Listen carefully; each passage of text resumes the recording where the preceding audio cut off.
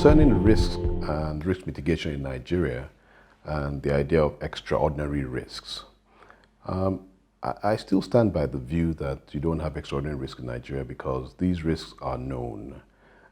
There are no relatively or let's say real unknown risks in Nigeria, whether it's a currency risk or the risk of change of policy or the risk or the difficulty in getting your foreign exchange out of the country.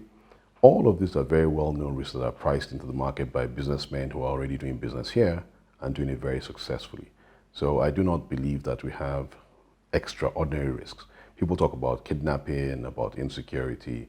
Again, it's not everywhere, even though I must admit that things have gotten worse since the last time I had a conversation like this, but it's still something that we can manage and is under control.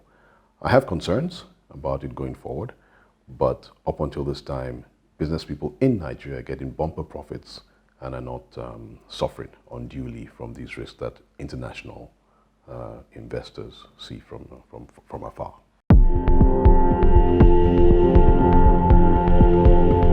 How do we create perception? How do we ensure that we try to project the right image of Nigeria to the rest of the world?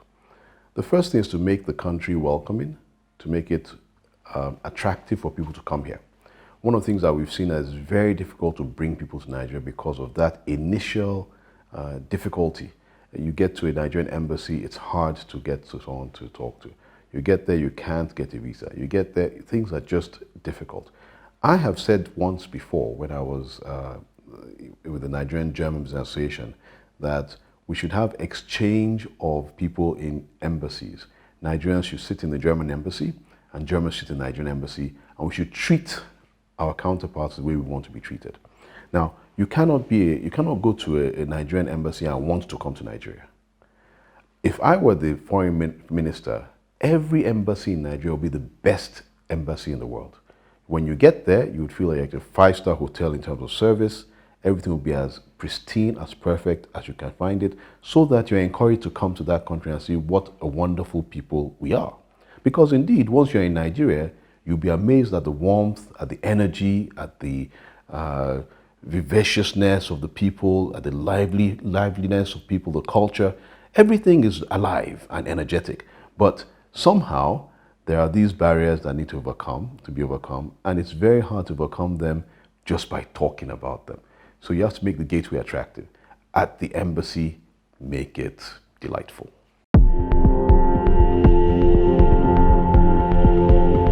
Making investors or let's say foreigners believe in Nigeria comes with understanding them and where they're coming from. You know, many times we act in our own interests. You know, I have friends who say, this is who I am and that's how I will be. And their voices are loud, you know, they're loud, they want to be brash. No, you have to get to the level of the person you are trying to attract. You're wooing somebody, you're encouraging them to come. You do what is necessary. You convince them, you speak gently, you assure them, right? And then when they finally come, you take care of every step of the way so that they feel that all they've heard is wrong. And indeed, it will be so. So you ensure that from the minute they get off the plane, they are met, they are taken through immigration, they're brought all the way to their hotels, their meals are well taken care of, transportation is taken care of, their itinerary is taken care of very well, entertainment is well arranged, and all the meetings they want to have, you know, whether the meetings themselves are good or bad, the whole logistics and experience is good. That such a person might have, let's say, maybe not necessarily successful business, but will have a successful trip because it have been well taken care of. So planning is a big part of getting people to invest, and also being honest about the difficulties. We shouldn't tell ourselves untruths. We have a lot of issues here, right? So we should be very candid with people we're talking to. We should let them understand that it is true that there are difficulties, but despite those difficulties, we're able to overcome and create good businesses. I've always found that people who want to do business will come here, and once they've had an experience, they will do the business, they will trust you, and they'll remain your friends for many, many years to come. If you want to repatriate money from Nigeria, i.e. You've earned money in Naira, and as an investor, you brought in dollars to invest, you don't take Naira out. You need to be very careful that you follow the right process in the first instance. When you import dollars into Nigeria, you have to go and get a document which is called the Certificate of Capital Importation. And I forget what the short form of that document is. But that certificate is what shows that you have actually brought in X amount of dollars into Nigeria to start a business, to invest. And on that certificate, you're then allowed to repatriate your profits as declared and as attested to by various government agencies, including the tax authorities, because you must pay tax before you can repatriate profits. The big challenge with Nigeria is that there's a bigger demand on dollar than there is availability. Dollar availability is mainly from the sale of oil, and certainly importers need more dollars than we can get. As a business person, there are some things open to you, and one of the things people don't like to do is to export products, right? So you can export products, you can use that as a way to make money both on the inbound and on the outbound.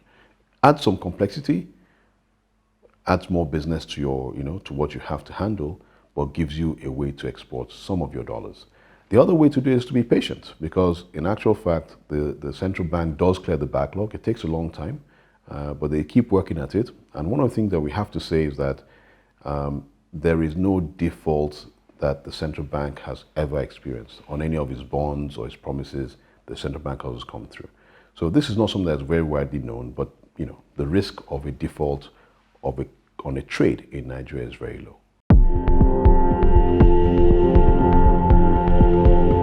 Whether policies in Nigeria are beneficial or not, I have to say that there are very few policies that are beneficial to business. Unfortunately, despite all our efforts in ease of doing business and the good work that the Presidential Enabling Business Council has done, on the ground, implementation of those policies has not really worked.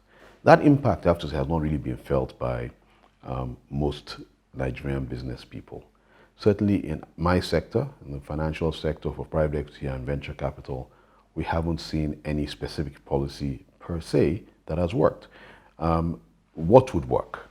Well, the government did increase the allocation that pension funds could allocate to private equity firms and VC. I think was from 5% to 10%, unlocking quite a lot of money. But the conditions for actually accessing that money are still as high and as difficult as they were before, and very different from what obtains in other countries.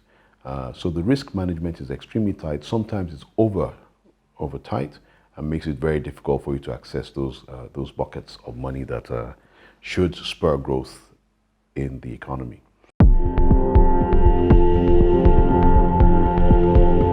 This is a very simple one. First of all, the first thing is that you should have free hand to operate your business.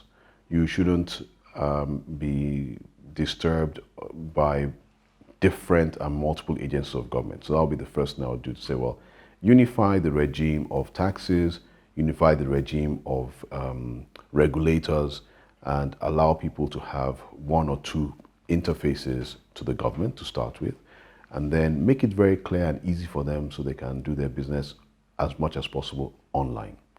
Do not make people come to offices to fill forms, fill multiple forms. Just make it simple online. They pay and they go and do their business. And really stop these different, bands of people who will walk into your office and ask for this or that or the other, and camp out there for days trying to find flaws and mistakes and anything they can latch onto to get money out of you. I think that's the biggest issue we have. I have to say that if you're an importer and exporter, you also have big issues at the ports, which are unnecessary. There's infrastructure issues. So the government can do a lot of things, but the best thing they can do is to take people out of the way. You see, the guys who come to your office and ask you for money and demand things from you, remove those people, those impediments, and you'll find that business will flow better.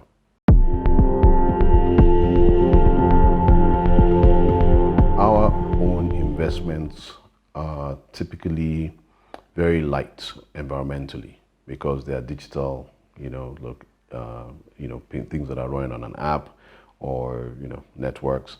They're not extractive. They're not heavy industry. Typically, are digital businesses. So our ESG footprint and carbon emission footprint has always been very light. However, going forward into a new fund, we're definitely looking more and more at carbon neutral businesses. And in fact, we're now beginning to look more and more at businesses that actually are able to offset, to create carbon offsets rather than even just being neutral.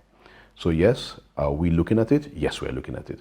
Have we done anything up until date? No, not yet. But certainly in the future funds, we'll be doing that. Wonderful agreement, an awesome opportunity for Africa. All countries that do not have a coastline already have difficulty in general. And by trying to make one huge free trade zone of Africa, it will be the largest free trade zone in the world, right? And one that has been least connected. So the opportunities are immense. With everything else, execution is key.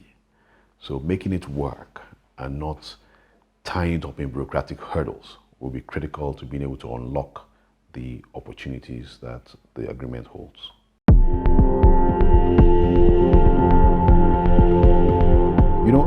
I have been blessed by this country. I've been blessed by Africa. I can't complain. So as much as things may be difficult and you can see a lot of things that are not the way you want them to be, every morning you wake up and you're alive is a chance to make a difference. It's a chance to make someone around you happy. It's a chance to create, to add value. And I take that and that's what I run with. So no matter how hard it is, there's always a reason to be thankful and to go out there and, as they say, carpe diem, seize the day.